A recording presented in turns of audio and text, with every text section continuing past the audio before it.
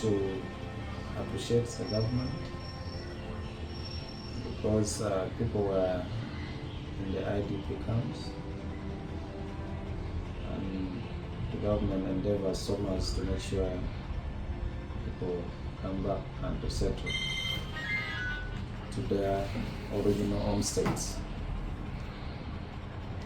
Two, the government has also gone ahead to make sure there was some clearance of mines and exploded ordnance, bomb, all those aspects. However,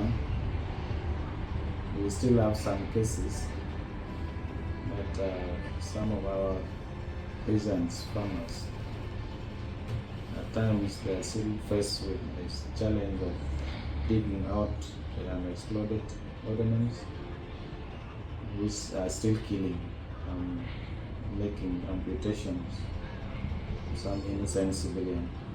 As a country, I signed a treaty, international campaign to ban landmine, that is the ICBA, the body that advocates for the ban of landmine, and CMC, they call it cluster ammunition. Those are bombs. When one hits bombs, they have a lot of fragments and can destroy a lot and affect humanity. So that is what the world, the UN body is advocating, to make sure that those dangerous bombs are not used to protect the humanity. So Uganda has that treaty.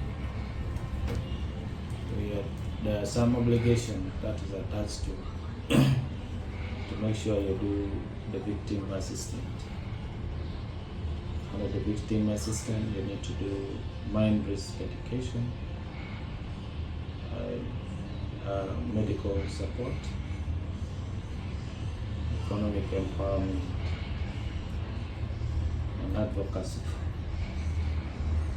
But on that note, I also want to appreciate the government, because most of the people who got the challenge of mine, most of them have been amputated. They lost their limbs, and those limbs,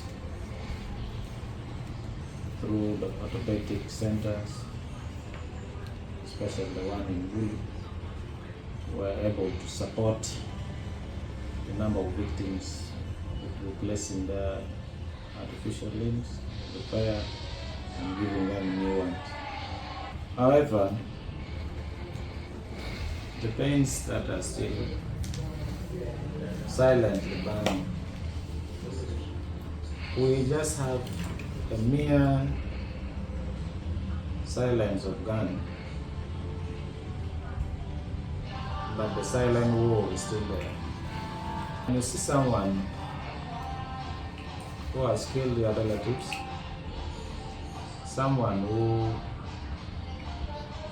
made you disabled, and that person is being favored by the same government, but you as the innocent person, you're being left out, and almost getting 2 decades with a lot of promises. And the issues of victims have become a political word. Year in, year out, when politics is coming, you will hear those statements. And indeed, it is so painful. We have been trying to have all the attempts to make sure we meet the president, His Excellency, the President,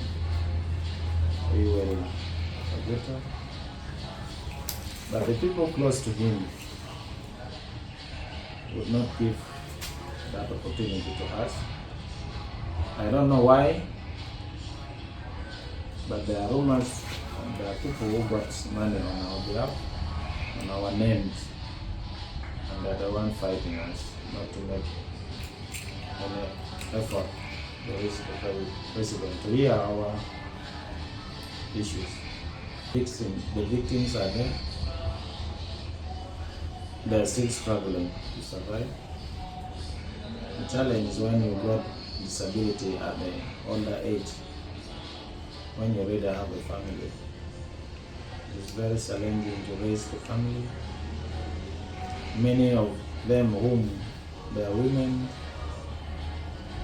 they have been divorced by their spouse. Many of them are raising their children on their own. They have become single mothers. So they are undergoing through a lot of challenges. And our appeal to the government that the war happened, and it has happened in various countries in the world. But the government have to take interest, because these are your citizens, and they are also taxpayers. So it is good to make sure that they are also considered, especially on the orthopedic workshop. We have been relying so much on the government partners, and with the issues what is happening in the world, trend of donor funding, and what Mr. Trump, President of America, has brought, most of these NGOs are withdrawing because they don't have funding. So our worry is that most of these people whom their legs have been given at special leg, they might relapse, because there's no funding. Our appeal is that through the ministry, the line ministry, right? The Ministry of Health, the Ministry of Gender, there should be a budget that should be allocated by Parliament to make sure that the orthopedic workshop is supported, so that they have the equipment to make sure these prosthesis materials are there. Because when you are wearing the artificial limbs, you need to be close to the orthopedic technicians, because when you build weight, you need adjustment. When you also adjust your weight, you need adjustment. So it is always important to have that material. And we cannot afford, because a limb is made at around